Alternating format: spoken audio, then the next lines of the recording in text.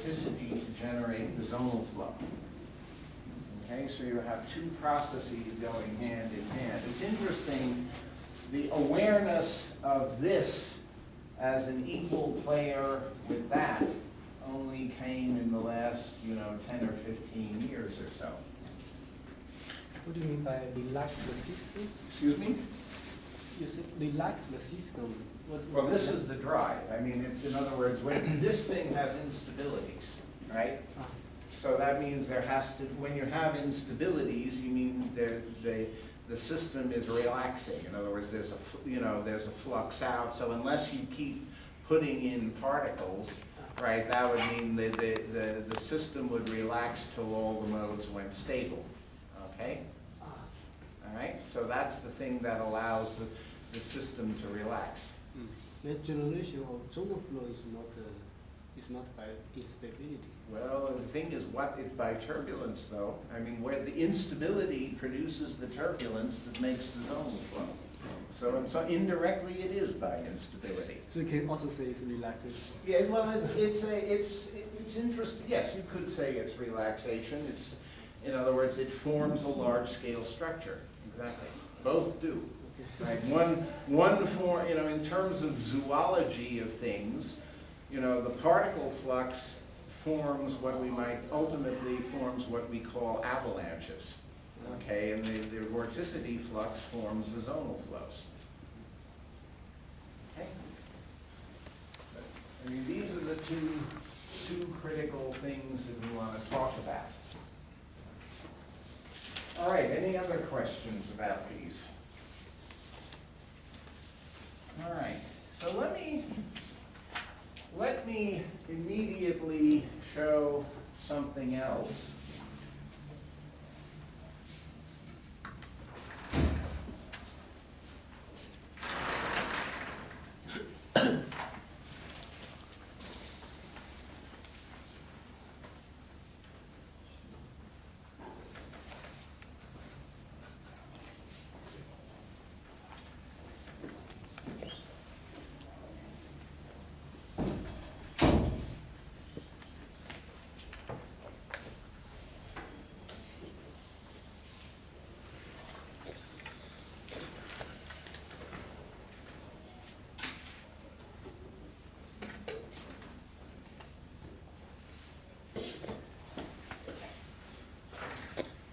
So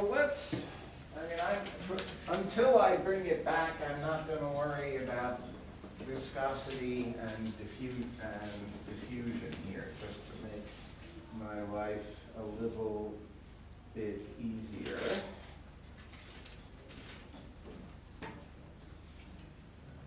And let me rewrite this. Right. As d by dt, then I'm going to write it for fluctuations, right?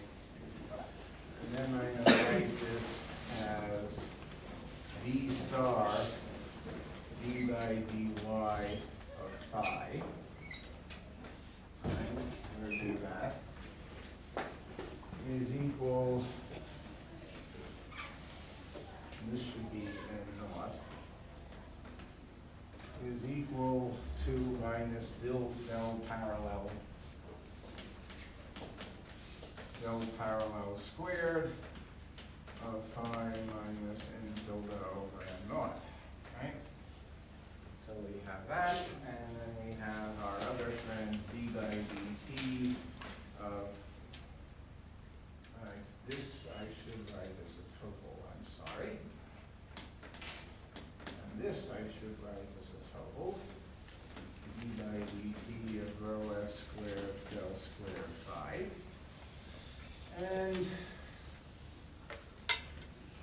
we'll write this as minus del parallel, d parallel del parallel squared phi minus n.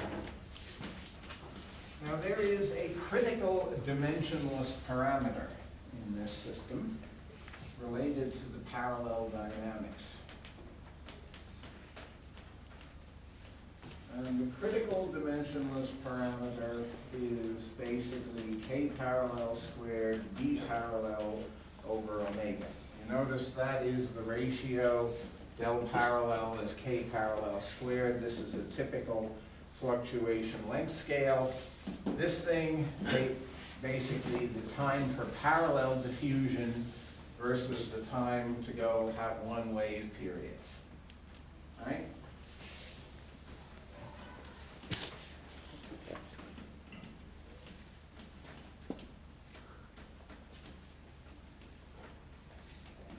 Right, that's the essential comparison.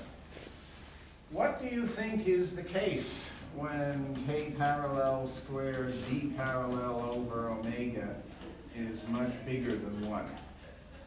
And what do you think is the case when k parallel squared d parallel over omega is much less than 1?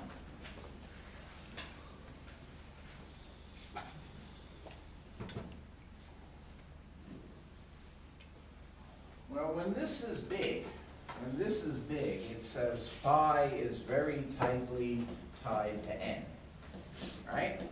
And what does that sound like? That sounds like the Boltzmann limit reappearing, right? So this is the Boltzmann limit. I'll put quasi-Boltzmann.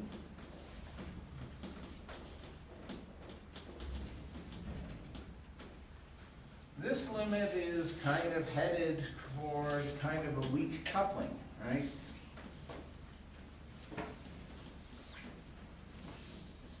Right, you have kind of independent vortex motion and density motion with a little bit of coupling by the parallel dynamics, okay? This is, for most practical cases in interest in fusion, the thing of interest, so we will focus on it. Now, given that observation, it is interesting to consider what happens in the limit of k parallel squared d parallel over omega become very large. And it's suggestive then to rewrite these two equations in the following form, right? You have d by dt of n tilde over n naught, right, plus d star times d phi dy. Right? And since they're both equal to this thing, right, we can write it as d by dt, this thing as d by dt of rho s squared del squared phi, right? And both of them have to be equal then to minus del parallel, d parallel del parallel squared phi minus n, right? That's just a rewrite, and now we're going to say this gets big. If this gets big compared to, you know, these two characteristic rates of time, that means phi has to go to n. So in this limit, n tilde over n is going to phi, right? Which means, in other words, basically the density response is becoming Boltzmann, okay? So in that limit, you could effectively drop this term, equate these two, and put n tilde over n is equal to phi. And look what you get when you do.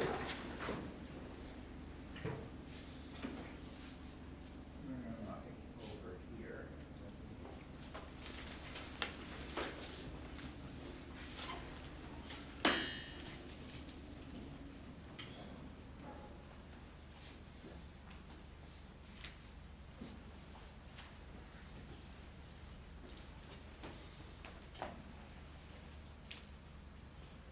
All right, so interestingly enough, this becomes phi. So I can squeeze in a line here, I think, shorten that. So we have d by dt of phi minus c over d grad phi cross z dot grad phi, and this of course is 0. And then we have d star d phi dy, And then we have this is equal to d by dt. There's basically no change there of rho s squared del squared phi. Okay? And this equation, then we can rewrite as d by dt minus, d by dt of phi minus d by total derivative of rho s squared del squared phi plus d star d phi dy, whole thing equals 0. And this is another equation with a famous name, and this is the Hasegawa-Mima equation, right?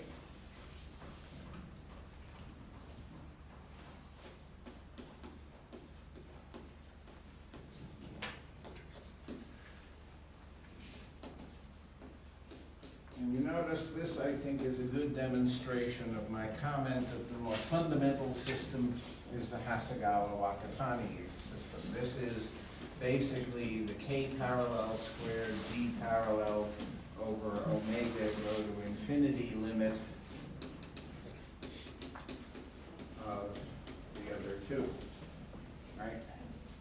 So it's the Boltzmann electron limit, right? I don't quite understand the logic. So from that equation, you say when this guy is tends to infinity, Right? the last term, the phi minus n should goes to 0 Right. to make this term to be the same order of the other terms, Two, right? right? So then you So just, but then next you just kill this term, why? yeah, just exactly. Then I Why you just kill look at that term? this. Why? Previously, you say you need this to be the same order of the other terms. No, I mean, all I'm saying is if these three have to balance, okay? Yeah. If I let this thing go to infinity, okay, then basically it kind of, I don't know, becomes bigger than the other two with the and then I just in the other two put phi is equal to n, and then I get this. See? Put phi equals Right, what I did, I don't keep this the same, right? I say these two are comparable with phi is equal to n, right? In other words, by letting this become large, I force phi is equal to n, all right? And then I just say, since you know, from this, right, you know, I have this thing equals this thing equals this is big. The only way I can keep any sort of balance is with phi is equal to n. Since they're both equal to the same thing, then I just equate these two, putting phi is equal to n. Right? The basic equations have this thing equals the large thing, and this thing equals the large term.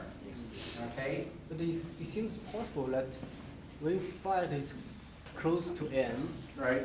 yeah, so they are very small. This is small. Right. Then you multiply by with the large one, comes some reasonable, or the one of the same order with the other terms. So somehow in the end, it should not be killed. Well, I mean, you have to take it to the infinity limit. Okay? Right? Because basically you're killing a mode. Right? The original system of equations has two modes. Yeah. The second equation has one mode. Yeah, I know. So basically, you have one goes to infinity, the other goes to 0. Right. That depends on how you take this one to infinity and how to. Yeah, so I say I take the limit to infinity first. Okay. Okay? But I mean, somehow maybe we can get some other balance by taking the last term be some finite value. Right, if you want to keep the last term finite, then just go back to this and work with this system in the limit of k parallel v thermals, in the limit of, there's no problem.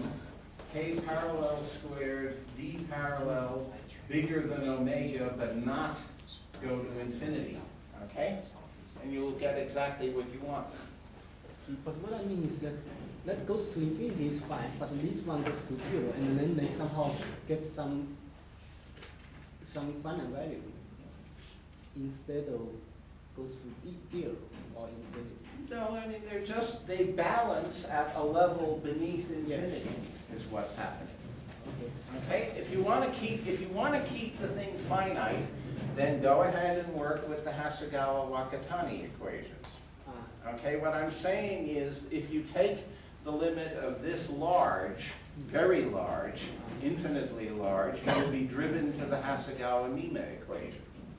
Okay?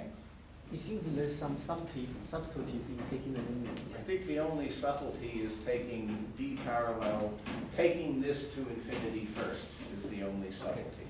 Okay? Yeah. So Now just, there's a subtlety of the taking the limit, or the order of taking the limit. yeah, but I mean, the reason why this argument is silly is I can derive this equation by another way, which I will now do, okay? Right, what is the physics of this? You know, instead of debate, you know, let's keep the discussion on the physics. The physics here, all right, what is the physics of k parallel, b parallel over omega go to infinity? What's the physics of that limit? Boltzmann electrons, right?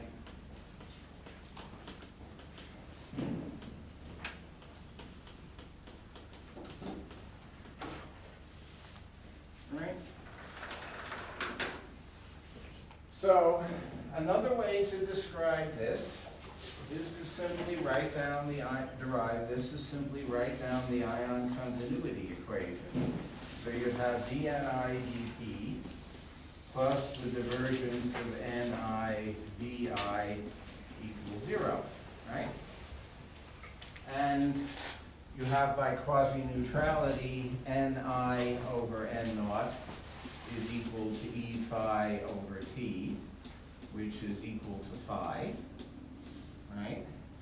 And as before, vi is equal to v e cross b plus v polarization ion, right? So then, you know, what do I have here? I have d by dt dividing through by n, and well, I can write this as d by dt of ni fluctuating plus ve cross b radial dn0 dr, that's the linear term, okay?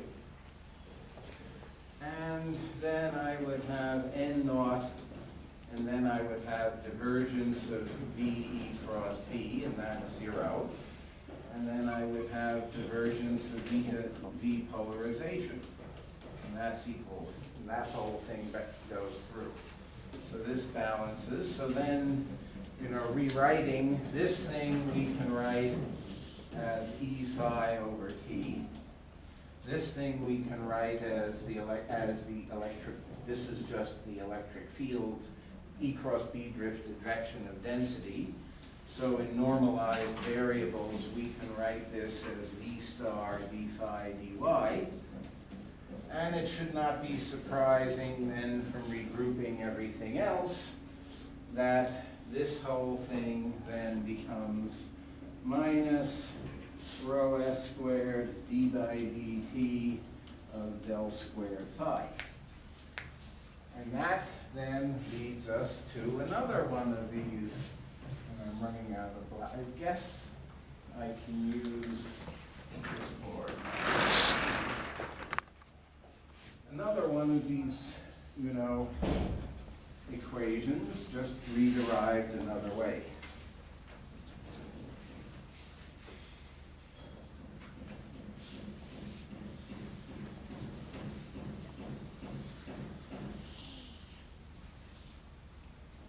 Right, so you will note that, what do we got?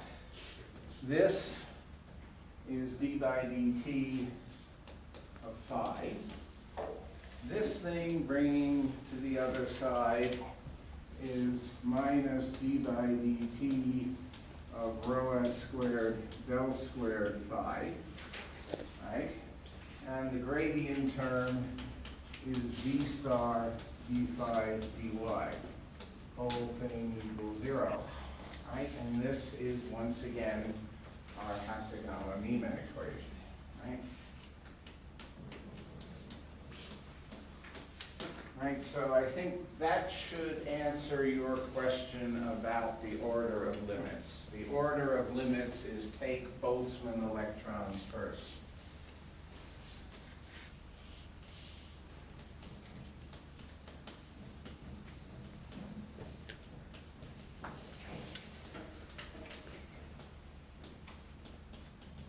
So that 0 multiplied by anything is 0. What? So that 0 multiplied By anything is 0, yes, exactly. But the physics tells you. The physics is Boltzmann electrons. And by taking, the key point is this parameter. By taking this big, that drives you to Boltzmann electrons. And again, since both things have to equal the same thing on the right-hand side, they have to equal each other. Putting n is equal to phi, and then you get this. Okay? So you notice we started out with kind of the 3, I'll put 3 plus because we could have written a few more, equation system that's very general. And we then kind of reduced in the electrostatic limit to the Hasegawa-Wakatani system, which is the simplest meaningful drift wave model. And then in the Boltzmann limit, we reduced to the Hasegawa-Mima system. Okay, and that's kind of the hierarchy of reduction. Now you will notice, by the way, in terms of fluxes, we lost something along the way. Before going to that, can I ask another question? Excuse me? Before going to that, can I ask another question? Yeah. Well, why don't you let me finish that point and then you can ask your question, all right? In terms of fluxes, what's the only flux in this equation? Vorticity, right? So the only flux is vorticity.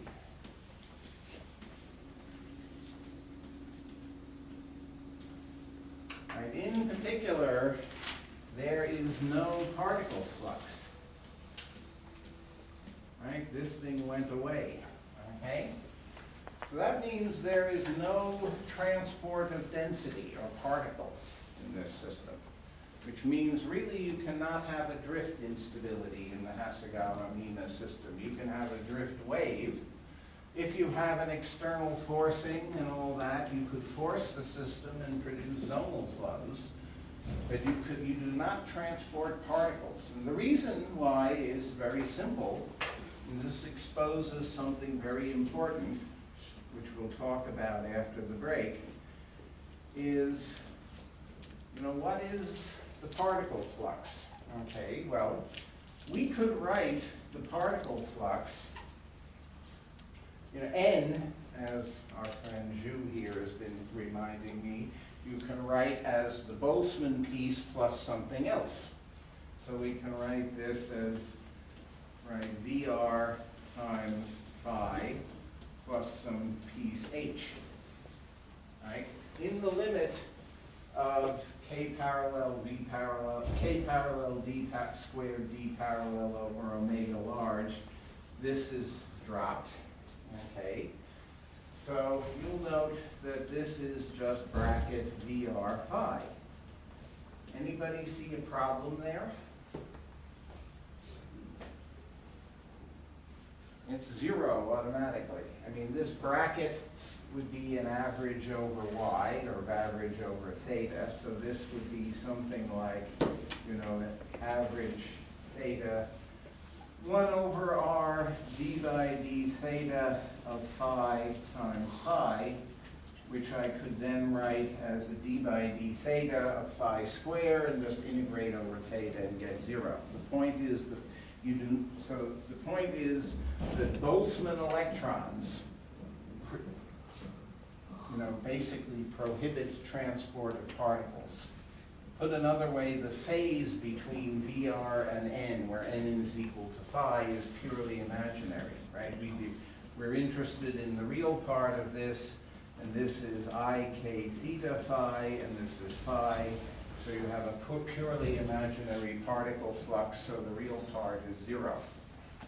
Okay, so you must have non-Boltzmann, some component of non-Boltzmann electrons to have a particle flux, and thus some component of non-Boltzmann electrons to have a drift instability, an instability driven by the density gradient. Okay? No, you had a question. Now I have two, sorry. Okay. Okay. So this one first. So that means the particle purely wave. Exactly. Action, okay. Then the first one, when you say the... In other words, the Hasegawa-Mima system, let me clarify, I'll show that after the break. The Hasegawa-Mima system has drift waves, but not drift instabilities. Right? There's a difference. Right? In other words, the Hasegawa-Mima system cannot spontaneously relax the density gradient. Or to put it a little bit more precisely, it cannot access directly the free energy stored in the density gradient. Only with non-Boltzmann or non-adiabatic, that's another word. You will hear Boltzmann, and you will hear adiabatic. Adiabatic. The two are the same in this discussion. But we also heard about cold iron. It's like What? I'm sorry? cold iron. Yeah. So we only talk about electron, but people say in the cold iron limit you get the Hasegawa-Mima. Yes. So what is the difference of such statement? Well, there's no TI in that equation. In other words, we remember at the beginning. But here we don't need to mention iron. We do need to mention ions. We need the ions to support the wave. Oh yeah, here. Yeah, Okay. okay. So you, In fact, most of this story is ions. Okay. iron density. Okay. Yeah, exactly. So you mean saying cold iron is the same as saying Boltzmann electron? No, it's not. No, because I can have the Hasegawa-Wakatani system. Definitely not. The Hasegawa-Wakatani system. Also cold Where iron. is it? This is cold ion, but this is not Boltzmann electrons in general. Okay? So we Okay? need The to say cold ion and Boltzmann or non-Boltzmann are two completely different things. you need both to get the Hasegawa-Mima. You need Boltzmann electrons and you need cold ions. You could also have a warm ion correction to the Hasegawa-Mima that would have essentially the same physics content. Okay, in other words, it would have a few extra, it's what I mean, there are a trillion terms in life, There'd have to be a few extra terms, but the story would be the same. Basic idea would be the same. Now, if you probably want to ask me about ITG, and we don't want to get into that right now before our break. But I mean, in ITG, to bring in ITG, remember when we derived Hasegawa, obviously ITG you need multiple equations, but where this comes from, right? The key thing is this is the del perp dot d perp, right? And we ultimately approximated this by del perp dot v perp polarization ion, right? For ITG, you need the sound wave, so you need his parallel, v parallel ion. And then you need a parallel flow equation, and then you need also an ion temperature or pressure equation. So you need a minimum of 3 equations, one like the Hasegawa-Mima equation with an extra term, one for the parallel flow, and one for the ion temperature. And it becomes a fundamentally 3-dimensional beastie. I have a question. Yeah. At the beginning of the class, you said we need the quasi-neutral condition Yes.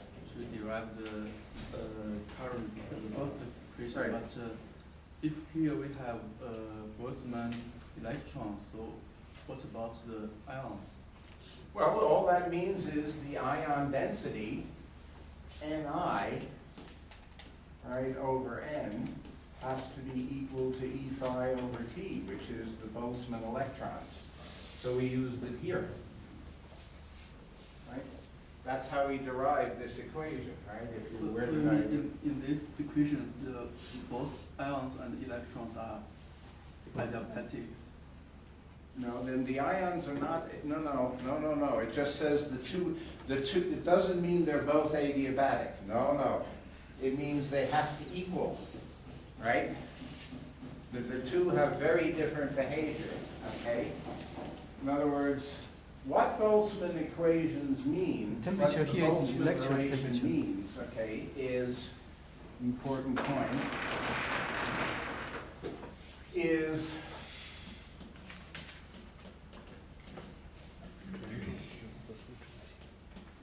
I guess his question is No, like this one. Let me answer the question and then we'll come one at a time, please. Boltzmann relation means the parallel phase velocity is less than the electron thermal velocity.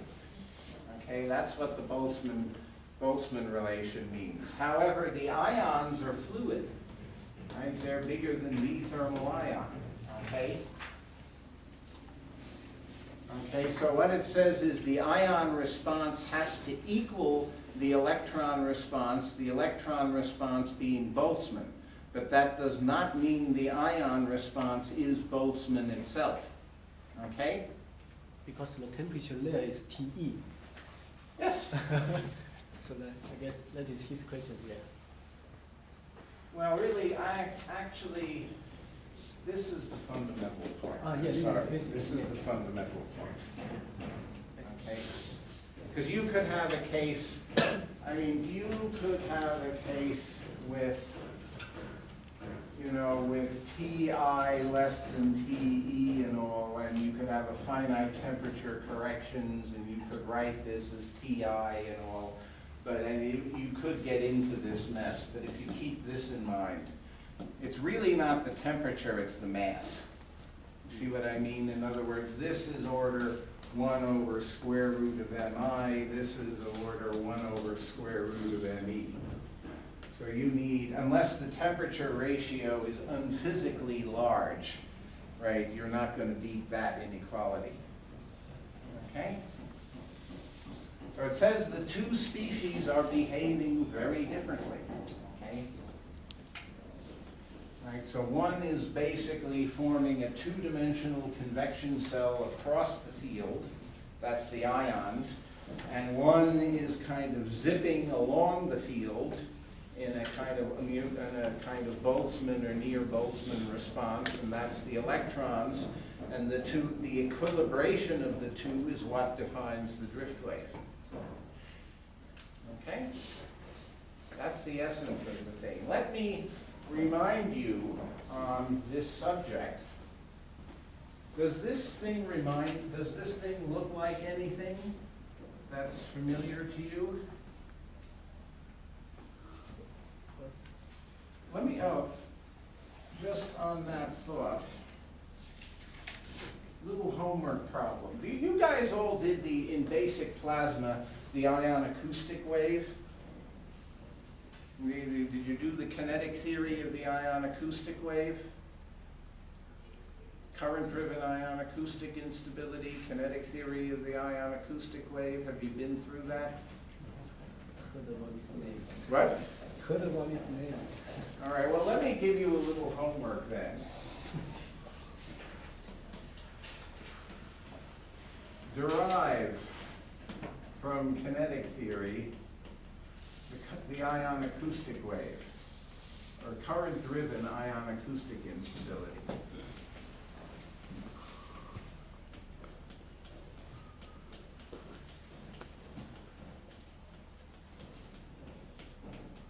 Right?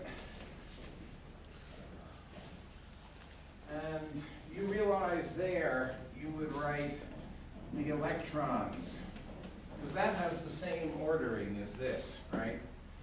And you can write the electrons as E phi over T plus some non-adiabatic piece. So you'll get a feel from doing that for what the Boltzmann relation means. All right, back to our friend the Hasegawa-Mine equation, and then I want to take a break. Does this remind you of anything that you saw yesterday?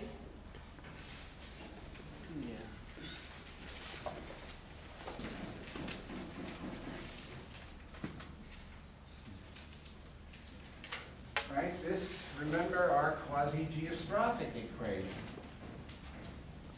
Right, so our quasi-geostrophic equation was d by dt of del squared phi, right, is equal to minus theta d by dx of phi, right? So it's rather similar. You have a vorticity term, you have a gradient term. Here the gradient is due to the gradient in the Coriolis parameter. Here the V star, like may I remind you from the first day, is rho s cs over L sub n, right? So the gradient is due to the density gradient.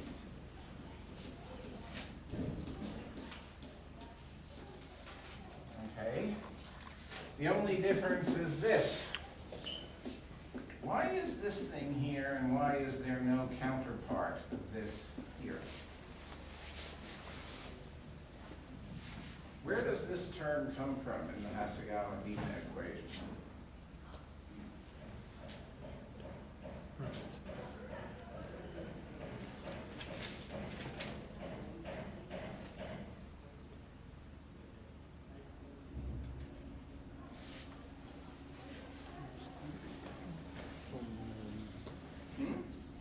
Density equation. Excuse me? This term comes from the density equation. Well, it comes from the density, right. I mean, in other words, it comes, the d phi dt ultimately comes from dn dt, right? And then with n is equal Equals to phi. e phi over t from the Boltzmann relation, right? If we do it the second way. But you're right. It comes from the density equation and the Boltzmann relation. Exactly. Is there any counterpart of that in the purely fluid problem? Obviously not. So hence there would be no analog of this term in the purely fluid problem. So you have, this is kind of this is basically a consequence of the Boltzmann relation, which has no counterpart.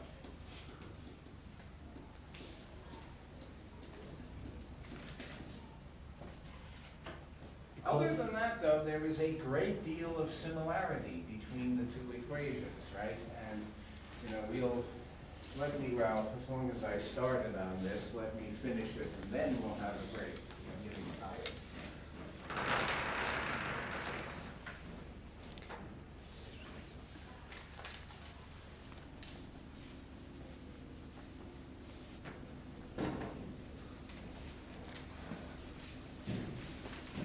Can I say that it comes from the response of the other species?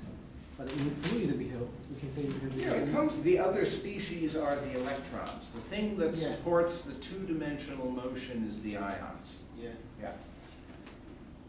But I mean, I think you can be more precise here than quote-unquote other species. I think your friend in the back got it right. It's from the electrons and the Boltzmann response. Yeah. Okay? That's the other species here.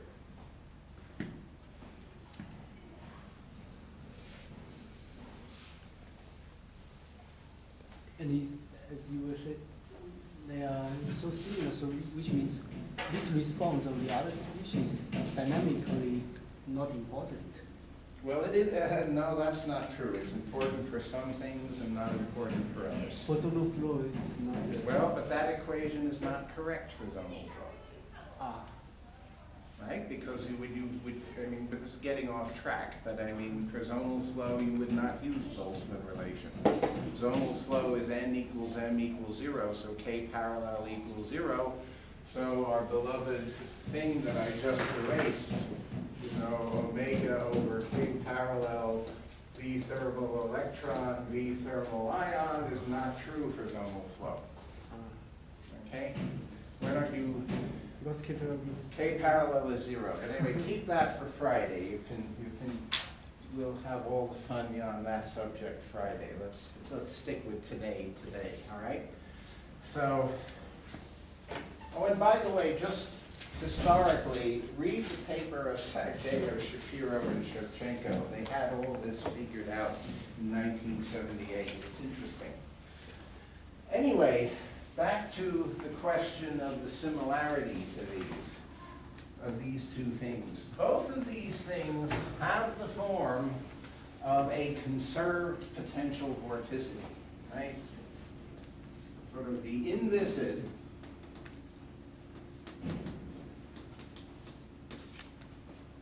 Hasegawa-Mima, even Hasegawa-Wakatani, and certainly QG, all have the form, can be written in the form of a d by dt of u is equal to 0, where u is a potential vorticity. It's very interesting. For the quasi-geostrophic equation, as we talked about yesterday, the potential vorticity is del squared phi plus beta y.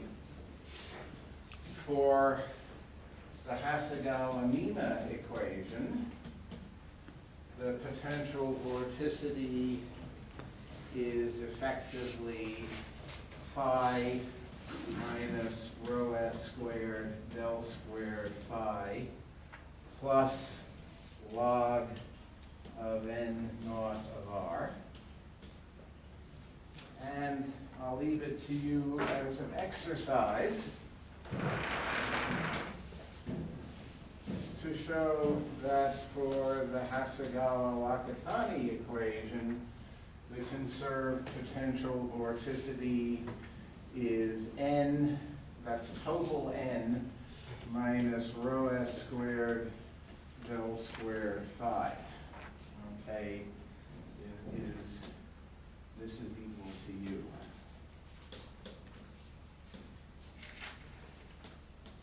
And then if I wanted to rewrite this in terms of fluctuations, you know, I could write this sort of equivalently as n tilde over n plus log of n naught of r, right, minus rho s squared del squared phi.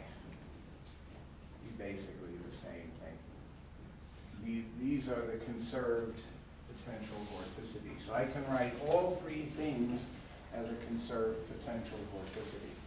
So they all have effectively the same story. You can see that they all have a trade-off between the relative or local vorticities and something to do with a gradient. Here it's the Coriolis force gradient. Here it's the density gradient. Right. The Hasegawa-Wakatani equation is a little more subtle in that it says the fluctuating potential vorticity is really the difference of the fluctuation in density and the fluctuation in vorticity. Right? So what it says is the total PV flux involves both the particle flux and the vorticity flux, which makes things a little bit more interesting and kind of allows for a clearer formulation of what drives the zonal flow, which is something you'll see on Friday. But the point is there is clearly a very close relationship in the fundamental structure between the quasi-geostrophic equation for, one of these beta plane fluids, or, fluid on a tilted two-dimensional plane, and then these Hasegawa-Mita and Hasegawa-Wakatani models. So that's why, if you were asking why did we stop and spend all that time talking about two-dimensional fluids and quasi-geostrophic equations, and that's why. They have a very close relation to the structure of plasma models. Okay, so there's a lot to be learned there. And you can see immediately then that, all of these systems have a vorticity flux. So this vorticity flux is going to be related to our friend zonal flow.